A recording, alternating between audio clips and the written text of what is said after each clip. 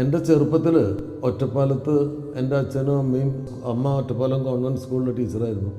അപ്പച്ചൻ കക്കാട്രി എന്ന് പറഞ്ഞ സ്ഥലത്ത് ഒരു UP സ്കൂളിലെ അധ്യാപകനായിരുന്നു.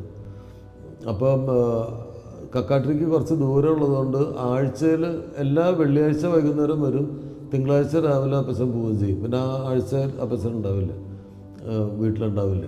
ആ കാലത്ത് ഞങ്ങൾ താമസിച്ചിരുന്ന ഒരു വാടക വീട്ടിലായിരുന്നു. AD നായർ എന്ന് പറയുന്ന ഒരാൾ, അദ്ദേഹം ബർമയിലൊക്കെ ആയിരുന്നു. അവിടെ നിന്ന് തിരിച്ചു വന്നിട്ട് ഒറ്റപ്പാലത്ത് അക്കൗണ്ടൻസിയും ഷോർട്ട് ഹാൻഡും ടൈപ്പ് റൈറ്റിങ്ങും പഠിപ്പിക്കുന്ന ഒരു ഇൻസ്റ്റിറ്റ്യൂട്ട് തുടങ്ങി. വിമൽ വില്ല എന്നായിരുന്നു അവരുടെ വീടിൻ്റെ പേര്. അവരുടെ വീടിനോട് ചേർന്നിട്ടുള്ള ഒരു ചെറിയ വീടാണ് നമ്മൾ വാടകയ്ക്ക് എടുത്ത് താമസിച്ചിരുന്നത്. അപ്പോൾ ആ കാലത്ത് ഈ ഫ്രണ്ടിലെ ഒരു മുറിയുണ്ട്, ആ റോഡിനോട് ചേർന്നിട്ടാണ്. ആ മുറി തറയൊക്കെ പൊട്ടിപ്പൊളിഞ്ഞിട്ടുള്ള അവസ്ഥയിലാണ്. അപ്പം ഞാൻ ഇഴഞ്ഞു നടക്കുന്ന പ്രായത്തിൽ ഇത് പറഞ്ഞു കേട്ടിട്ടുള്ള കഥയാണ്. എന്നെ അമ്മ ആ ഉമ്മറത്തെ മുറിയിൽ ഒരു പായ വിരിച്ചിട്ട് അതിൽ കിടത്തും. എന്നിട്ടാണ് അമ്മ കുളിക്കലും അമ്മയുടെ പ്രഭാത കൃത്യങ്ങൾക്കൊക്കെ പോവുക രാവിലെ. അപ്പം മായന്നൂർ എന്ന് പറയുന്ന സ്ഥലത്തു നിന്ന്, ഭാരതപ്പുഴയുടെ അക്കരെ മായന്നൂർ എന്ന് പറഞ്ഞ സ്ഥലത്തു നിന്ന് പരമേശ്വരൻ എന്ന് പറഞ്ഞ ഒരാൾ പാല് കൊണ്ടുവരും രാവിലെ. അപ്പോൾ അപ്പച്ചൻ അയാളെ കളിയാക്കും.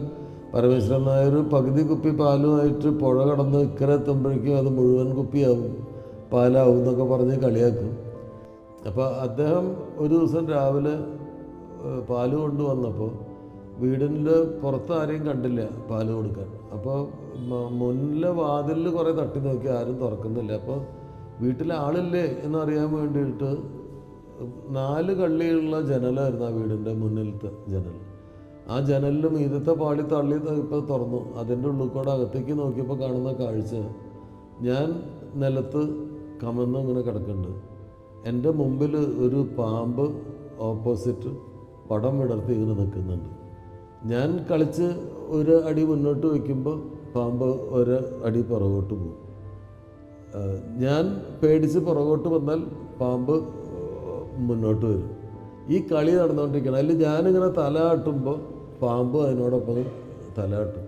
ഈ കളി കണ്ടപ്പോൾ ഇയാൾ ചതിച്ചോ ഗുരുവായൂരപ്പ എന്ന് പറഞ്ഞിട്ട് പരമേശ്വരൻ പുറകിലേക്ക് ഓടി വന്ന് ബാക്ക് സൈഡിലെ ഡോറിലൊക്കെ തട്ടിയപ്പോൾ എങ്ങനെയോ അമ്മ ശബ്ദം കേട്ട് അമ്മ കുളിക്കുന്നിടത്തുനിന്ന് ഓടി വന്നു. പരമേശ്വരൻ എന്താന്ന് ചോദിച്ചപ്പോൾ പറഞ്ഞു, പാമ്പിൻ്റെ കൂടെ കുട്ടീനെ കളിക്കാൻ വിട്ടിരിക്കണമെന്ന് പറഞ്ഞിട്ട് പരമേശ്വരൻ അകത്തേക്ക് ഓടി വരികയും പുറകിലൂടെ വന്നിട്ട് പുറകിലെ മുറിയിൽ നിന്ന് ഈ മുന്നിലെ മുറിയിലേക്കുള്ള വാതിൽ തുറന്നിട്ട് എന്നെ രണ്ട് കാലിൽ ഇങ്ങനെ വിരൽ കൂട്ടി പിടിച്ചിട്ട് പുറകോട്ട് വലിച്ച് എടുക്കുകയും ഇടത്തെ കയ്യിൽ കരുതിയിട്ടുള്ള വടി കൊണ്ട് ഈ പാമ്പിനെ തല്ലുകയും ചെയ്തു. അങ്ങനെ പരമേശ്വരൻ്റെ ഒറ്റ അടിക്ക് തന്നെ പാമ്പ് ചത്തുപോയി. എന്നെ വലിച്ചെടുത്തപ്പോൾ ഈ തറയൊക്കെ പൊട്ടിപ്പൊളിഞ്ഞ തറയായിരുന്നുകൊണ്ട് വയറ് മുഴുവൻ ചിരകി മുറിഞ്ഞു എന്നാണ് അമ്മ പറയുന്ന കഥ. പക്ഷെ അന്ന് ഒരു തലമുടി നാരഴയ്ക്ക് എൻ്റെ ജീവൻ രക്ഷിച്ചത് പരമേശ്വരൻ എന്ന് പറഞ്ഞാൽ ഞാൻ കണ്ടിട്ടില്ലാത്ത, എനിക്ക് ഓർമ്മയില്ലാത്ത മായന്നൂർക്കാരനായിട്ടുള്ള ഒരാളാണ്. ഞാനിപ്പോൾ താമസിക്കുന്നത് അതേ മായന്നൂരാണ്.